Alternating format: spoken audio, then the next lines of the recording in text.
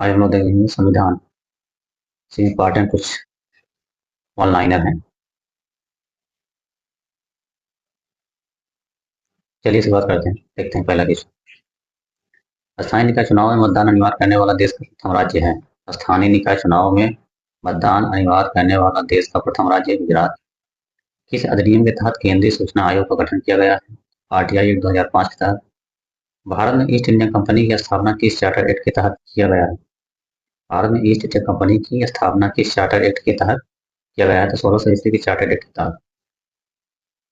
महारानी एलिजाबेथ ने east India company की स्थापना कर किसकी अध्यक्षता में पूर्वी देशों में व्यापार करने की आज्ञा प्रदान किया? Lord mayor. East India company ने भारत में अपना कार्य कहाँ से प्रारंभ किया? तो सूरत। आंग्ल भारतीय विधि संहिताओं के निर्माण एवं विकास की नींव कहाँ से प्रारंभ होती है? 1600 ईस्वी के चार्टर से। इंग्लैंड स्थित कंपनी के बोर्ड ऑफ डायरेक्टर का विधि निर्माण का अधिकार किस राजलेख द्वारा गवर्नर तथा उसकी परिषद के सदस्यों में विहित किया गया है? तो सन 1726 का राजलेख द्वारा। किस अधिनियम द्वारा कंपनी में गवर्नर जनरल का पद सृजित किया गया है? किस अधिनियम द्वारा कंपनी में गवर्नर जनरल का पद सृजित किया गया है? 1773 के रेगुलेटिंग एक्ट के तहत। गवर्नर जनरल वारेन हेस्टिंग्स की 4 सदस्यीय परिषद में पार्षद कौन कौन से थे? तो फिलिप फ्रांसिस, क्लेवरिंग, मॉनसन, वर्नैल। गवर्नर जनरल वारेन हेस्टिंग्स के 4 सदस्यीय गवर्नर जनरल वारेन हेस्टिंग्स की 4 सदस्यीय परिषद में कौन कौन से थे? पार्षद कौन कौन से थे? फिलिप फ्रांसिस, क्लेवरिंग, मॉनसन और वार्नर। गवर्नर जनरल था उसकी परिषद किसके प्रति उत्तरदायी थी? तो इंग्लैंड स्थित निवेशक मंडल बोर्ड के ऑपरेटर।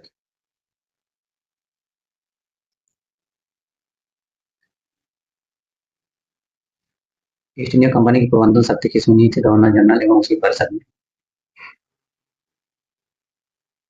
कोलकाता में उच्चतम न्यायालय की स्थापना किस अधिनियम द्वारा किया गया था? 1773 के लेगिस्लेटिव एक्ट द्वारा। उच्चतम न्यायालय में कितने न्यायाधीश सदस्य थे तथा मुख्य न्यायाधीश कौन थे? तो 4 सदस्य थे। मुख्य न्यायाधीश सर 4 सदस्य और मुख्य न्यायाधीश थे सर एलिजा एप्पे। इस अधिनियम द्वारा भारतीय गवर्नर जनरल और उसकी काउंसिल को नियम तथा निर्देश जारी करने की शक्तियां प्रदान की गई। तो regulating act 1773। East India company के भारत व्यापार के अधिकार को किसने दिया?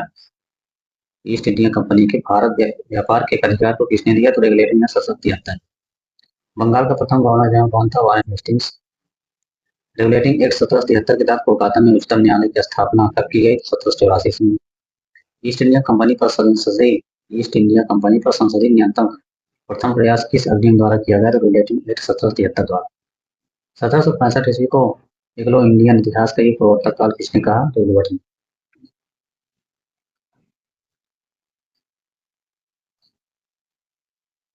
किस एक्ट के द्वारा सर्वोच्च न्यायालय की अधिकारिता से गवर्नर जनरल इन काउंसिल को मुक्त कर दिया गया? सन 1781 के सेटलमेंट एक्ट के द्वारा। सर्वोच्च न्यायालय की राजस्व अधिकारिता को किस एक्ट द्वारा समाप्त किया गया? 1781 के सेटलमेंट एक्ट द्वारा। सर्वप्रथम किस गवर्नर जनरल को तथा किस अधिनियम द्वारा गवर्नर जनरल तथा मुख्य सेनापति दोनों की शक्तियां प्रदान की गई? लॉर्ड कॉर्नवालिस को 1786 के अधिनियम। किस अधिनियम द्वारा कंपनी के व्यापारिक एवं राजनीतिक कार्यों को एक दूसरे से पृथक कर दिया गया? पीयर्स इंडिया एक्ट 1784 द्वारा। कंपनी के कर्मचारियों को उपहार देने पर प्रतिबंध कब लगा दिया गया? 1784 में पीयर्स इंडिया एक्ट के तहत। कंपनी के मामलों में ब्रिटिश सरकार का पहली बार कब नियंत्रण स्थापित किया हुआ 1784 में पीयर्स इंडिया एक्ट के तहत। पीयर्स इंडिया एक्ट के तहत निर्मित बोर्ड ऑफ कंट्रोल का अध्यक्ष कौन होता है? तो ब्रिटिश मंत्रिमंडल का एक सदस्य। किस एक्ट के द्वारा गवर्नर जनरल को अपनी परिषद के निर्णयों को अस्वीकार करने की शक्ति पुनः दे दी गई और इसे आगे आने वाले गवर्नरों के लिए व्यवस्थित किया गया? Charter act 1793। नियंत्रण मंडल के सदस्यों को भारतीय राजस्व वेतन देने का प्रावधान किस अधिनियम के तहत किया गया? तो 1793 का राजलेख के तहत। ईसाई मिशनरियों को भारत में धर्म विचार की अनुमति कौन राजलेख प्रदान करता है? तो 1813 का राजलेख। 1813 ईस्वी के चार्टर द्वारा भारतीयों की शिक्षा प्रक्रिया के लिए कितनी राशि नियत की गई थी? तो 1,00,000 रुपये।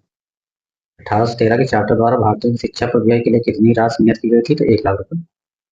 भारत में आकर बसने तथा व्यापार करने के लिए आने वाले अंग्रेजों को लाइसेंस लेना किस चार्टर द्वारा अनिवार्य कर दिया गया? तो 1813 के चार्टर नियम द्वारा। इस अधिनियम द्वारा गवर्नर जनरल के सदस्यों की संख्या 4 से 3 कर दी गई, जिसमें से एक प्रांत का मुख्य सेनापति होना अनिवार्य था। 1784 ईस्वी के ब्रिटिश इंडिया एक्ट के द्वारा। मुख्य सेनापति का गवर्नर जनरल की परिषद का स्वतः ही सदस्य होने का अधिकार कब समाप्त हो गया? तो 1793 के चार्टर अधिनियम द्वारा। ईस्ट इंडिया कंपनी के व्यापारिक के अधिकार को किस अधिनियम द्वारा समाप्त कर दिया गया? तो 1833 के राजलेख द्वारा। भारत का प्रथम गवर्नर जनरल कौन था? Lord William Bentinck. भारत का प्रथम गवर्नर जनरल कौन था? Lord William Bentinck.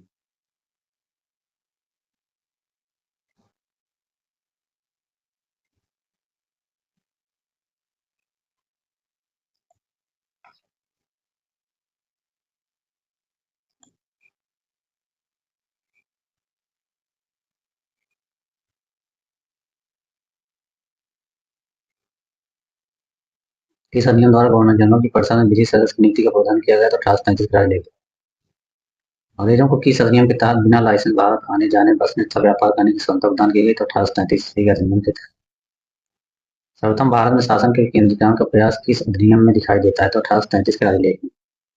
दास प्रथा को गैर कानूनी किस अधिनियम द्वारा घोषित किया गया? तो 1833 के चार्टर अधिनियम में।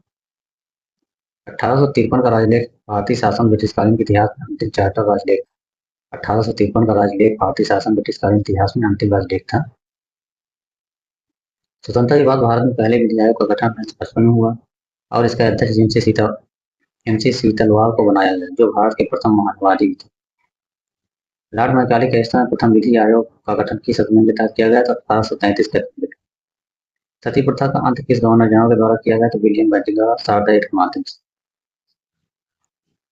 किस अधिनियम द्वारा भारत के लिए 12 सदस्यीय विधान परिषद की स्थापना करते हुए की एवं विधायी कृतियों को पृथक किया गया? तो 1853 के चार्टर अधिनियम द्वारा। भारतीय विधान परिषद में क्षेत्रीय प्रतिनिधित्व का सिद्धांत किस राजलेख द्वारा लागू किया गया? तो 1853 के राजलेख द्वारा। विधि सदस्य को कब गवर्नर जनरल की कार्यकारिणी का पूर्ण सदस्य बना दिया गया? तो 1853 में। कर्मचारियों की नियुक्ति के लिए प्रतियोगी परीक्षा को आधार किस अधिनियम द्वारा बनाया गया? तो 1853 चार्टर द्वारा। 1858 के अधिनियम द्वारा भारत के गवर्नर जनरल को वायसराय कहा जाने लगा। गवर्नर और वायसराय एक ही व्यक्ति होता था। जब वह ब्रिटिश प्रांतों का शासन देखता था तब गवर्नर जनरल था, जब भारतीय राजाओं के साथ ब्रिटिश सम्राट के प्रतिनिधि के रूप में कार्य करता था तब वायसराय कहलाता था। भारत में कंपनी शासन का अंत किस अधिनियम द्वारा किया गया? तो 1858 के अधिनियम द्वारा। भारत में 1858 में कंपनी शासन के अंत के पश्चात शासन संचालन की शक्ति किसमें निहित की गई? भारत मंत्री एवं 15 सदस्यीय भारत परिषद। भारत परिषद के सदस्यों की नियुक्ति कौन करता है? तो 8 सदस्य सम्राट द्वारा तथा 7 बोर्ड के डायरेक्टर द्वारा नियुक्त होते थे। भारतीय मामलों को किस अधिनियम द्वारा सीधे ब्रिटिश संसदीय नियंत्रण स्थापित हो गया? तो 1858 के अधिनियम द्वारा। ईस्ट इंडिया एक्ट 1784 द्वारा स्थापित बोर्ड ऑफ डायरेक्टरों तथा बोर्ड ऑफ कंट्रोल को किस अधिनियम द्वारा समाप्त कर दिया गया? तो 1858 के अधिनियम द्वारा। इस अधिनियम द्वारा भारत के गवर्नर जनरल का नाम बदलकर वायसराय कर दिया गया। तो 1858 ईस्वी के अधिनियम द्वारा। भारत के शिक्षित वर्ग द्वारा किसे अपने अधिकारों को मैग्ना कार्टा कहा गया? तो ब्रिटिश महारानी विक्टोरिया के 1 नवंबर 1858 घोषणा को। भारत में प्रतिनिधि शासन की शुरुआत किस अधिनियम द्वारा किया गया? भारत परिषद अधिनियम 1861 द्वारा। भारत के किस गवर्नर जनरल के अध्यादेश जारी करने की शक्ति किस अधिनियम द्वारा तहत किया गया है? तो भारत परिषद अधिनियम 1861 द्वारा। भारत में शासन के विकेंद्रीकरण की नींव किस अधिनियम द्वारा पड़ी? तो 1861 के अधिनियम द्वारा। भारत में विभागीय पावर की शुरुआत किसने किया था? Lord Canning. भारत में मंत्रिमंडलीय व्यवस्था के जन्मदाता कौन थे? Viceroy Lord Canning.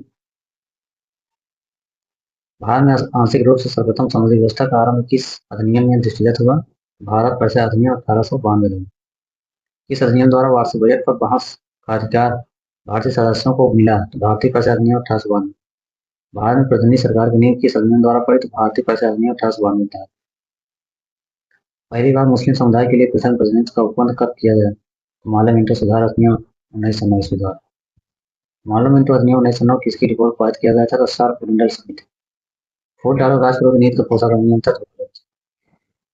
भारत परिषद अधिनियम 1909। इस अधिनियम द्वारा वायसराय की परिषद में सर्वप्रथम किसी भारतीय सदस्य को शामिल किया गया? तो भारत परिषद अधिनियम 1909 द्वारा। वायसराय की परिषद में सर्वप्रथम किस भारतीय को शामिल किया गया? सत्येंद्र शाह सिन्हा। भारतीय सदस्यों को पूरा प्रश्न पूछने का अधिकार कब किया गया था? 1909 में। भारतीय परिषद अधिनियम एक्ट 1909 के तहत इंग्लैंड की समझ इंग्लैंड की भारत परिषद में नियुक्त होने वाले प्रथम भारतीय कौन थे? केसी गुप्ता तथा सैयद हुसैन गिरगामी। प्रांतों में शासन की बहुमत किस अधिनियम द्वारा समाप्त हो गया? तो 1909 के अधिनियम द्वारा।